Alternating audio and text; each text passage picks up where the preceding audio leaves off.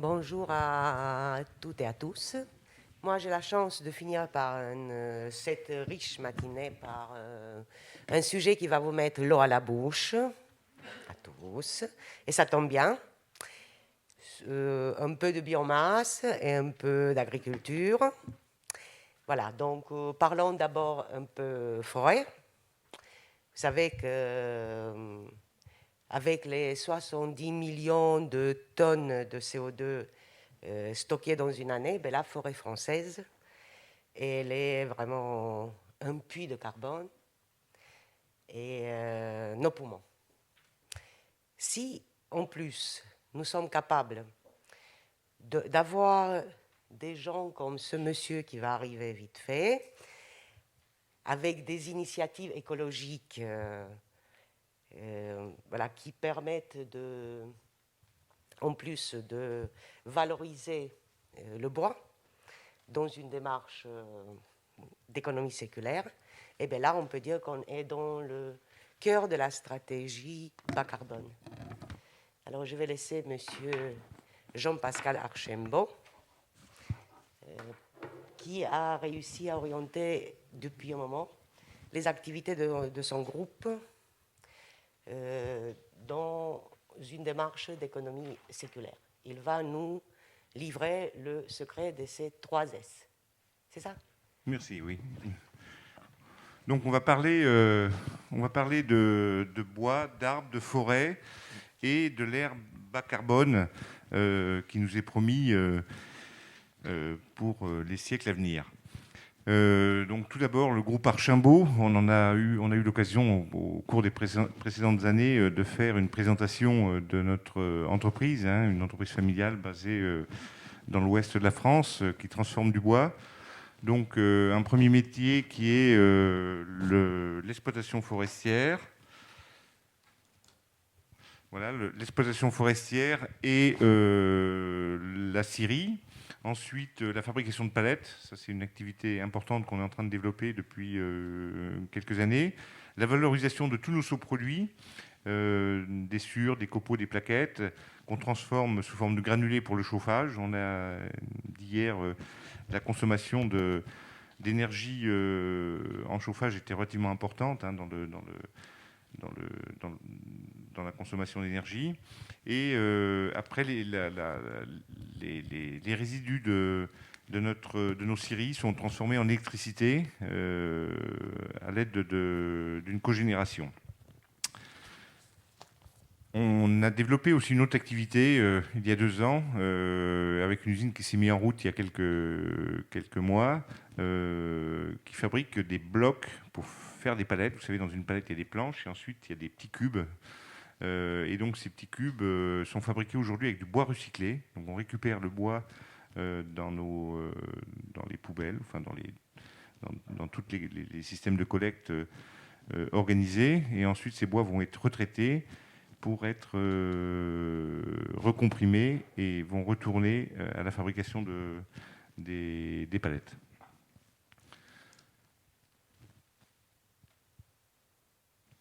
Il manque un slide entre les deux. Ah oui. Donc, pour vous expliquer le principe de l'industrie du bois, hein, qui est une industrie relativement nouvelle, mais le bois, on l'utilise depuis des millénaires. La matrice de développement est un modèle circulaire, hein, donc avec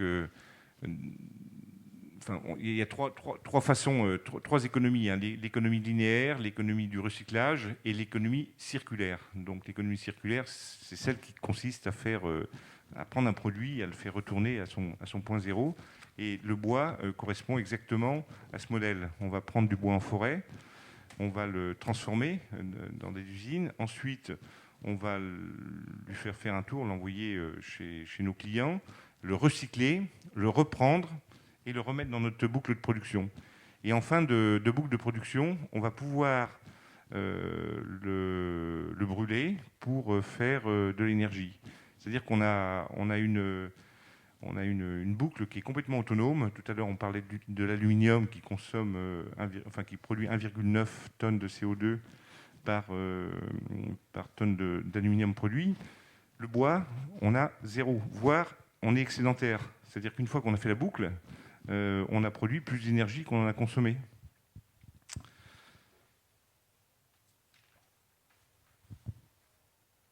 Il manque un, voilà. Donc tout ça, comment ça se passe avec l'arbre? Alors tout le monde sait ce qu'est un arbre. Un arbre, c'est un être vivant qui prend racine dans le sol et qui monte jusqu'au ciel. Mais vous savez que les arbres s'arrêtent à un certain niveau. Hein. On dit les arbres ne montent pas jusqu'au ciel.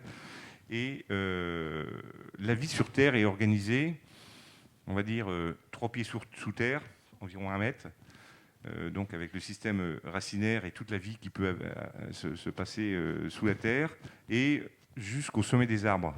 Donc en fait, on peut imaginer que la vie des mammifères dont on fait partie, donc j'ôte les poissons qui vivent dans les océans, qui eux ne vivent que sous la mer, la vie sur Terre des mammifères se limite à un niveau, moins 1 mètre au niveau du sol, et plus 3, 4, 5, 10, 15, 20, 30 mètres au niveau aérien.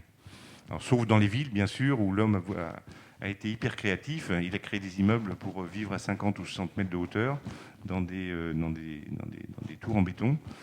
Mais la vie se situe vraiment sur une toute petite épaisseur, hein, c'est quelques mètres. Donc le bois ou l'arbre a 3 fonctions, 4 si on veut. La première, il stocke le carbone. La deuxième, c'est de se transformer sous forme de bois d'œuvre. Et la troisième, comme je vous l'expliquais tout à l'heure, c'est de restituer l'énergie qu'il a captée par la photosynthèse, et dont une partie importante sous forme d'hydrogène. On en reparlera l'année prochaine de la façon d'exploiter l'hydrogène du bois. En fait, le bois est capable de synthétiser dans sa masse 16% sous forme d'hydrogène, qu'on peut après récupérer sous forme de gaz. Et on en avait un petit peu parlé l'année dernière. On a fait quelques tours en vélo avec des vélos à hydrogène. On reparlera l'année prochaine ou dans 2 ans de ces projets d'extraction d'hydrogène à base du bois. Alors, je suis un peu perdu dans les diapos. Donc, non. Les 3 S, promis. Ah, les 3 S. Oui, mais je ne sais pas où est-ce qu'il est, les 3 S. Ah, allez, voilà, ah. C'est bon. Donc, les 3 S. Donc, l'arbre séquestre, stocke et substitue. Donc, il séquestre dans la mesure où, par la photosynthèse, il est capable de piéger le gaz carbonique qui est dans l'atmosphère et se synthétise avec l'hydrogène. Et si le bois brûle, c'est grâce à l'hydrogène qu'il contient. Ce n'est pas le gaz carbonique qui produit l'énergie, c'est vraiment l'hydrogène. Et aujourd'hui, on parle beaucoup d'arbres et de croissance. Et enfin, il y a un débat qui est assez difficile. Est-ce qu'il faut laisser les forêts à l'état naturel et ne pas y toucher, ou est-ce qu'il faut au contraire exploiter et faire tourner la forêt? Moi, je milite, et on peut prouver scientifiquement que l'arbre en croissance capte beaucoup plus de carbone que l'arbre mature qui va rester dans une forêt, et une forêt qu'on va laisser comme ça complètement statique. Au bout d'un certain temps, elle va se dégrader. Et là, on aura, dans tous les cas, une réémission du bois sous forme de gaz carbonique, puisque la pourriture, le système d'attaque des champignons va faire qu'on va relarguer du méthane et du gaz carbonique sous forme... Bon, il y a les incendies. Hein. Hier, on a vu tous les problèmes d'incendie qui se généraient dus au stock de carbone sous forme de forêt de résineux. J'ai encore un peu de temps. Je vois pas, la pendule ne fonctionne pas là-bas. Il me reste encore 20 minutes. Oui. Ah non. L'an prochain. Bon.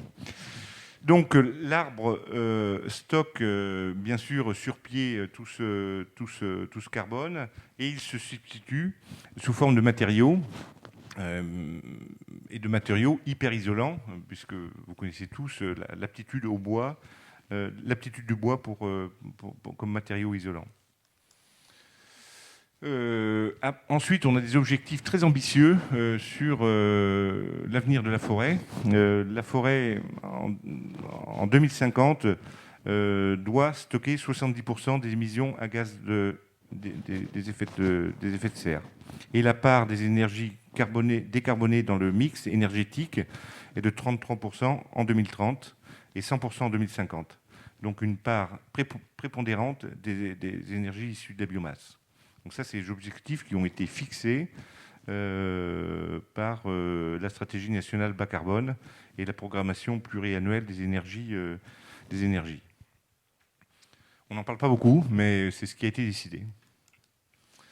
Ensuite, ici, on a un petit focus sur ce que sera les émissions de gaz en 2050. Donc on voit, quand on sera arrivé à la neutralité carbone, que l'agriculture restera toujours une partie importante des émissions de gaz à effet de serre. Et ça, on peut pas descendre en dessous, hein, c'est impossible. Par contre, de l'autre côté, on demande à la forêt et aux produits du bois de capter environ des 2/3, 75% environ des gaz à effet de serre. Et comment va-t-on y arriver? Donc aujourd'hui, la solution, bien sûr, c'est l'arbre et la forêt de demain.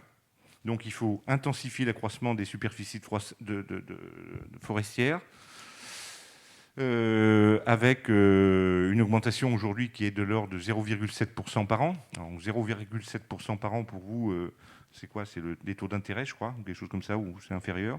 Mais en fait, on a la forêt qui croît plus vite que les taux d'intérêt. On peut imaginer que dans 10 ans ou 15 ans ou 20 ans, on aura une surface de forestière qui aura augmenté de 10 à 15% sur la planète. Et l'ambition, c'est aussi d'augmenter la place de l'arbre hors des forêts.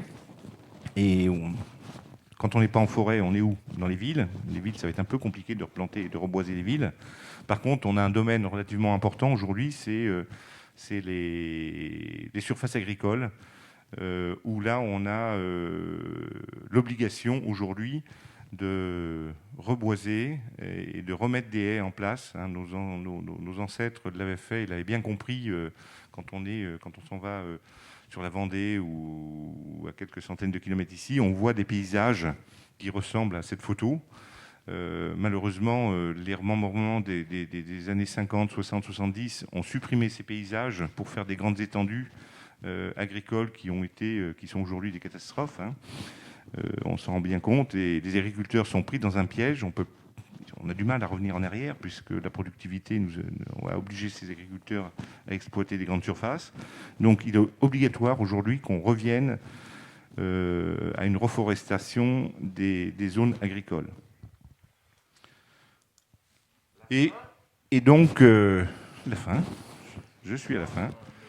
Donc, c'est d'adapter la politique forestière et agricole pour permettre à la forêt de s'adapter au changement climatique et de préserver les stocks de carbone dans notre écosystème forestier.